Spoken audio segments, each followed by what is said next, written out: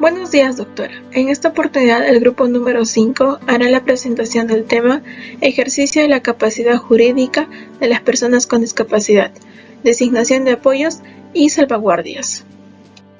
Integrantes: Jocelyn Vaca, Jimena Cruz, Gabriela Condori, Yadira Mamani, Jimmy Palma, Ronald Sea y quien le habla, María del Pilar Bedregal.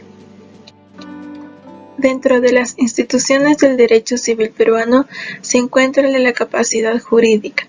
Se refiere al derecho que tenemos todas las personas de poder actuar jurídicamente y se le conoce también como el derecho de igualdad ante la ley, como lo establece el artículo 12 de la Convención sobre los Derechos de las Personas con Discapacidad.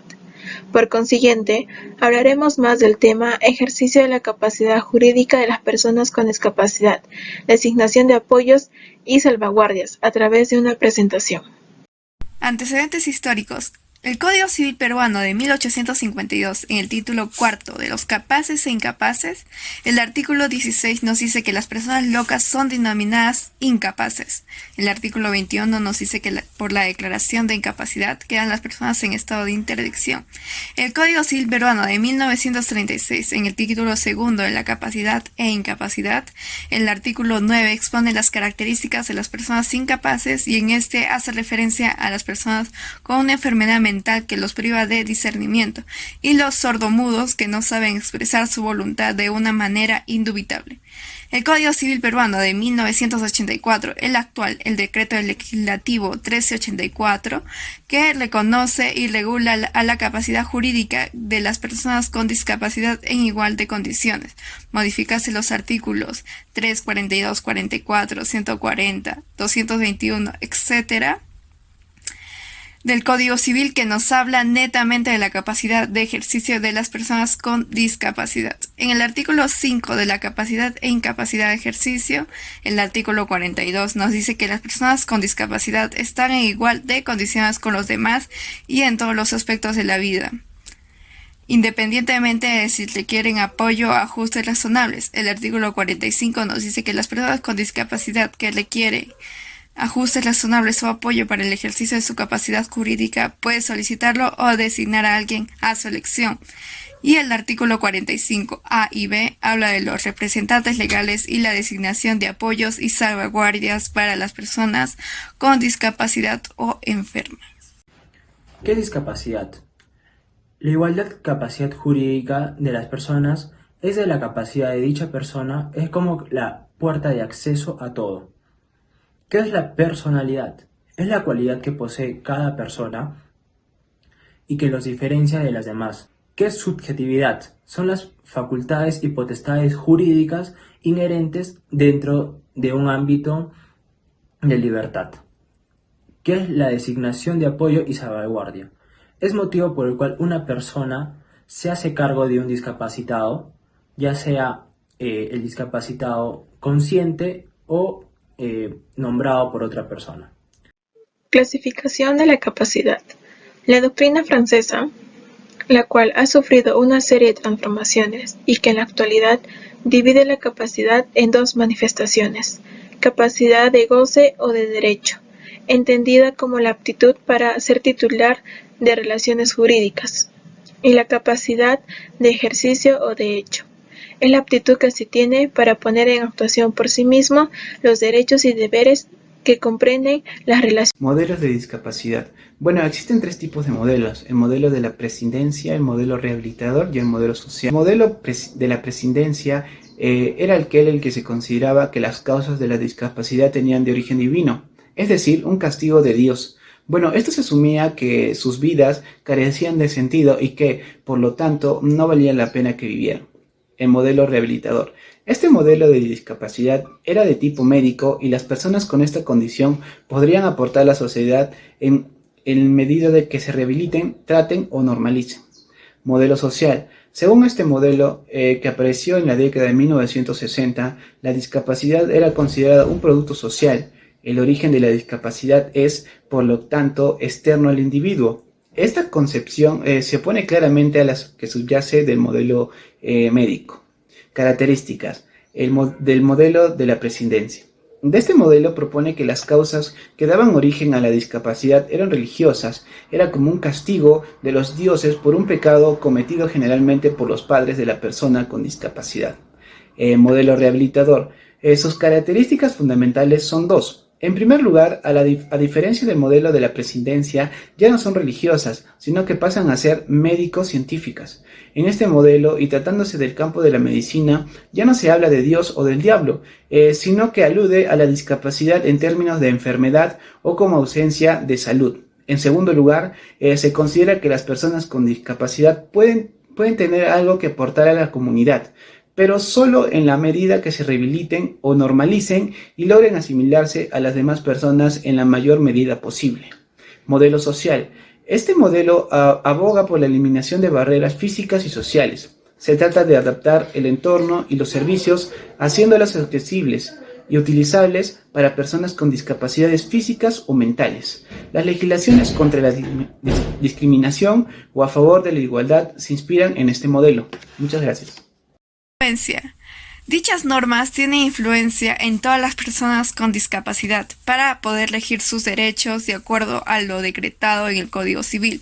Nos habla de que las personas con discapacidad tienen igual derecho pleno de goce en el ejercicio de su capacidad jurídica y si éstas necesitan algún apoyo o salvaguardia, están en todo su derecho para solicitarlo, manifestando o no su voluntad.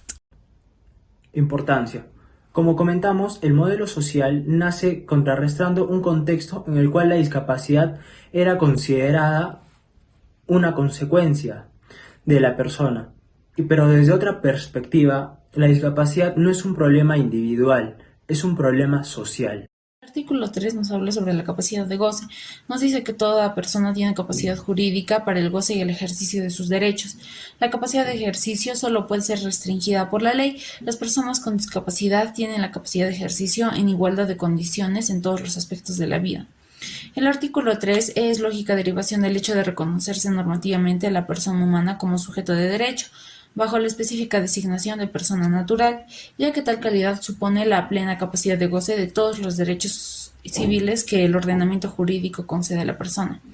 Refiriéndose a este artículo, cuyos términos ya conocemos, se afirma en la exposición de motivos que por su condición de sujeto de derecho, la persona tiene plena capacidad de goce de todos los derechos civiles que el orden jurídico le concede, confundiendo el goce de tales derechos con la capacidad de goce, cuando lo que pareciera haberse querido decir, en lo que desprende claramente la equívoca redacción, es que por su condición de sujeto de derecho la persona tiene pleno goce de los derechos civiles, que le son reconocidos por el ordenamiento jurídico, mas no concedidos por él, porque los derechos de la persona no vienen dados por la norma, sino que se desprenden de la propia naturaleza del hombre. No quiere decirse con esto que no sea cierto que la persona tiene plena capacidad de goce de los derechos civiles, pues en efecto la tiene. Lo no correcto es afirmar que, en los términos en que se encuentra redactado este artículo, el legislador civil quiso regular la capacidad de goce. En consecuencia, con relación a ese artículo pueden expresarse dos afirmaciones. Uno, que la persona, en tanto titular de sus derechos civiles, goza plena y efectivamente de estos, aunque dicho goce admita excepciones o restricciones que deberán encontrarse expresamente establecidas por ley o por cualquier otra norma de igual o mayor rango. Como premisa general, es su condición de ser humano la que permite a la persona detentar una titularidad sobre sus derechos civiles y la inviste al propio tiempo de una potencialidad para ser titular de derechos y deberes. Interpretación del artículo 42 al artículo 46. Artículo 42. Capacidad de ejercicio plena. Toda persona mayor de 18 años tiene plena capacidad de ejercicio. Esto incluye a todas las personas con discapacidad, en igualdad de condiciones con los demás y en todos los aspectos de la vida, independientemente de si usan o requieren de ajustes razonables o apoyos para la manifestación de su voluntad. Excepcionalmente tienen plena capacidad de ejercicio los mayores de 14 años y menores de 18 años, que contraigan matrimonio o quienes ejerciten la paternidad. Artículo 44. Capacidad de ejercicio restringida.